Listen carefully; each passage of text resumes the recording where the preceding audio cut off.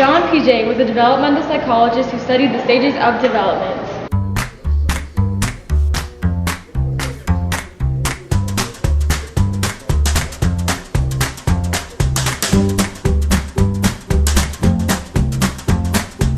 One of his studies was over object permanence, which occurs during the sensory-motor stage, which lasts from birth to 2 years old. Object permanence is understanding that something continues to exist even when it cannot be seen, touched, smelled, heard, or sensed in any way. We believe that once the child reaches 8 months old, they will be able to understand object permanence. Now, we're going to test this theory out. Today we have Ruby here with us. She is a 6-month-old infant. Say hi, Ruby. Okay, now we're going to test the theory of object permanence by putting this object underneath the blanket, and if our theory is correct, Ruby will not think that the object is still there, and she will think it has disappeared.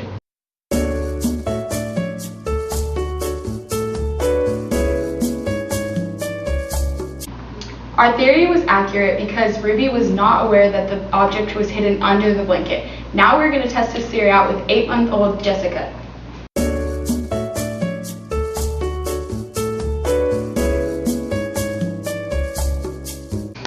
Our hypothesis is still correct because Jessica was aware that the object was under the blanket throughout the whole experiment, and she never thought that it disappeared. In a moment, I'm going to cover my face for a few seconds, then uncover my face. And if our hypothesis is correct, Ruby will believe that I disappeared completely when I cover my face and reappear when I uncover it.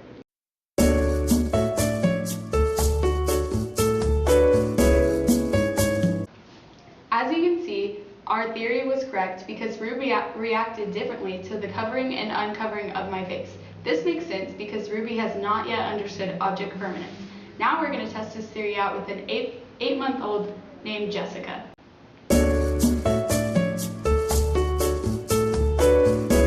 Our theory is still correct because Jessica did not have any reactions to me uncovering and covering my face because she has reached the age where she can understand object permanence. Another concept studied by Jean Piaget is conservation, which happened in the pre-operational stage in ages 2 to 7. Conservation is understanding that quantity, number, area, or mass doesn't change even though the appearance has. We believe that children do not understand the idea of conservation until the end of the pre-operational stage. Now we're going to test this theory out. Today we're going to test the theory of conservation. I have 2 cups here with the same amount of liquid, and we have 4-year-old Shelly who's going to help us with our experiment today. So Shelly, does this cup have more liquid? Does this cup have more liquid? Or are they the same? They're the same. Very good, Shelly.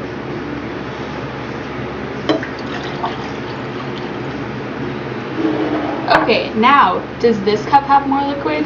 Does this cup have more liquid? Or are they the same?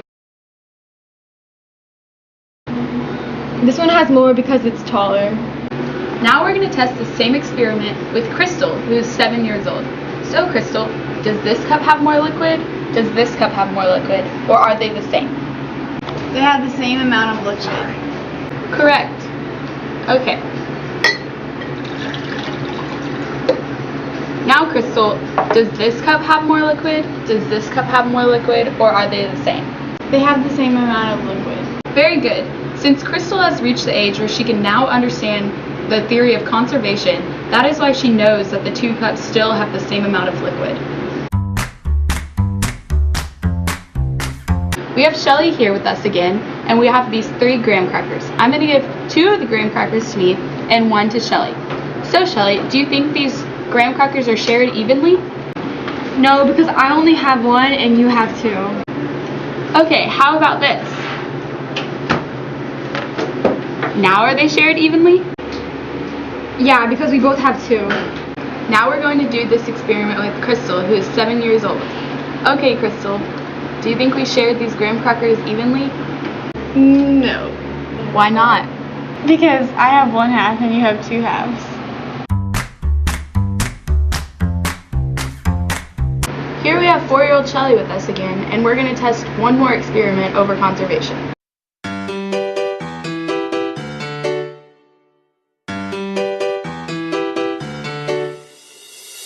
We have 2 rows of quarters here.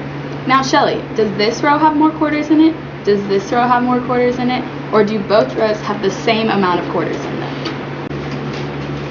1, 2, 3, 4, 5.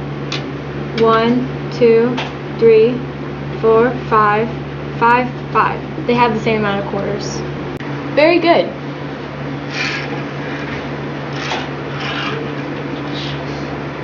Okay, now does this row have more quarters? Does this row have more quarters? Or do both rows have the same amount of quarters? This one has more because it's wider than this one. It's like shorter, and this one's more wider.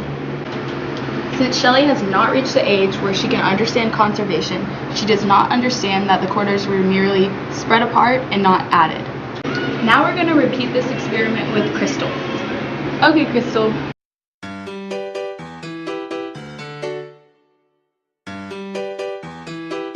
Does this row have more quarters in it? Does this row have more quarters in it? Or do they have the same amount of quarters? They have the same amount of quarters. Okay, now, does this row have more quarters in it? Does this row have more quarters in it? Or do they have the same amount of quarters? They'll have the same amount. As you can see from our experiment, the child that was 6 months old could not understand object permanence, but the child that was 8 months old could, because they could form a mental representation of the objects in their mind. So this means that our theory that children will develop object permanence when they're 8 months old is correct. In our second experiment, the 4-year-old that was tested was unable to understand the concept of conservation, but the 7-year-old was able to understand that even though the amount stayed the same, the appearance changed. So our theory that children will understand conservation during the pre-operational stage is correct.